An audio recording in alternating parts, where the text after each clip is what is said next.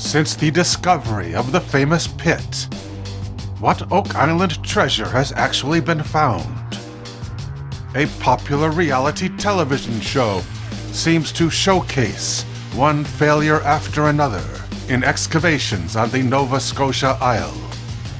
One might be led to believe no treasure has yet been found, and this would be true when it comes to the mother lode. But what has the island already yielded, which continues to entice investors to throw bundles of cash down into the money pit?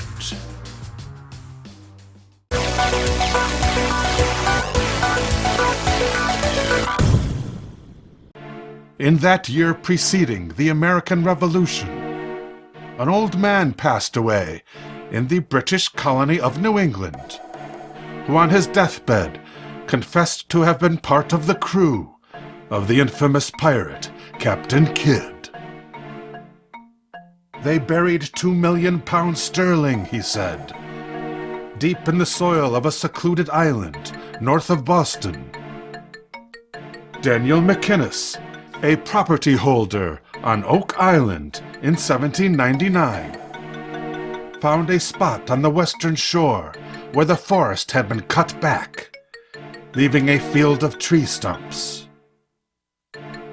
A single oak had been left standing in the middle of this clearing, and from a branch of this tree, a tackle block was suspended from a rusty nail. The block was so old that when it was dislodged and fell to the ground, it disintegrated upon impact. That's when McInnis saw the place where the block landed was a depression in the earth. He suspected the ground there had been excavated at some point in the past. He cleared away the young saplings in the hollow. Then he started to dig.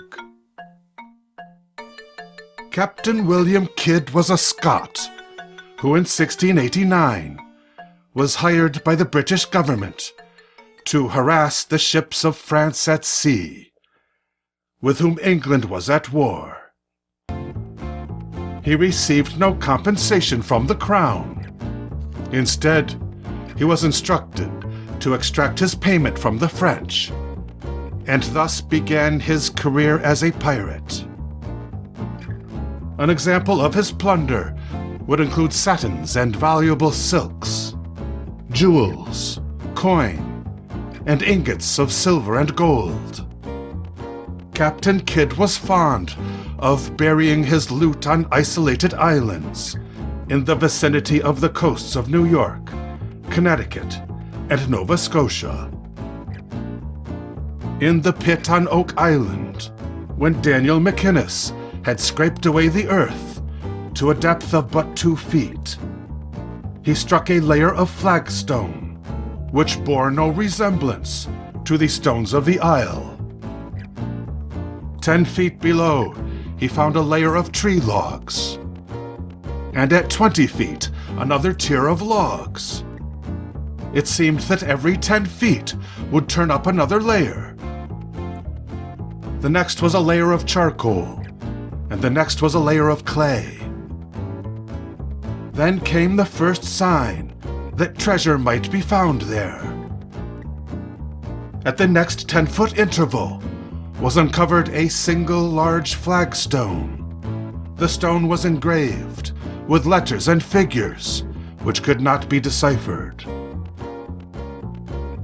In 1931, at a depth of 127 feet, excavator William Chappell recovered 2 more artifacts from the pit: an iron anchor and a Cornish miner's pick. It was not until 1971 that a glimpse of the treasure chamber was captured on video. A syndicate, formed by Daniel Blankenship, excavated a parallel shaft 235 feet deep, at which point they reached bedrock. The syndicate lowered cameras into an adjacent cave, which captured images of treasure chests and human remains. However, in spite of the fact that the walls of the dig were supported by steel, the exploratory shaft collapsed. Before Marie Antoinette lost her head during the French Revolution, the Queen of France had the foresight to ship many of her precious jewels out of country. Given the vulnerability of commercial ships to privateers, it is not surprising that the missing jewels of Marie Antoinette could have ended up in the hands of a pirate. In 2017, this theory was given a boost by the discovery on Oak Island of an ornate 500-year-old brooch embedded with precious gems. The grandfather of FDR, Warren Delano Jr., was one of the past financiers of speculative treasure excavations on Oak Island. Another investor was Rear Admiral Richard Byrd, who led the first expedition to reach the North Pole. Two other investors were swashbuckling actor Errol Flynn, who played a pirate or two in his own time, and Western movie icon John Wayne, who paid for drilling equipment, which was actively used in the treasure hunt.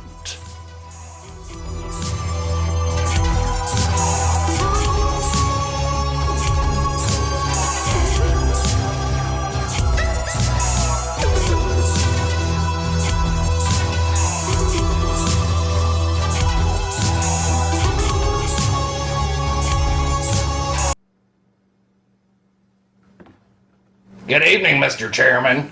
My name is Demon Baby. I'm a super smart student at school. I once saved the life of a baby duck. I've loaned many $5 to friends in need. I often volunteer at our local cowboy shelter. At night, I fight injustice under the guise of a costume crime fighter by the name of Stop Criming Man. And I was raised by two women. We make hamburger necklaces. Every Sunday, we play strip Mario Kart. But we have our hard times too. Heck, we're all addicted to crank. But we don't expect anyone to solve our problems for us. We just want equal and fair treatment. Anybody want to fight? My family's better than yours. Your children pee their pants. I don't even wear pants. So we don't need your laws. We don't need you to tell us that I'm a danger to myself and everyone else around me. Thank you.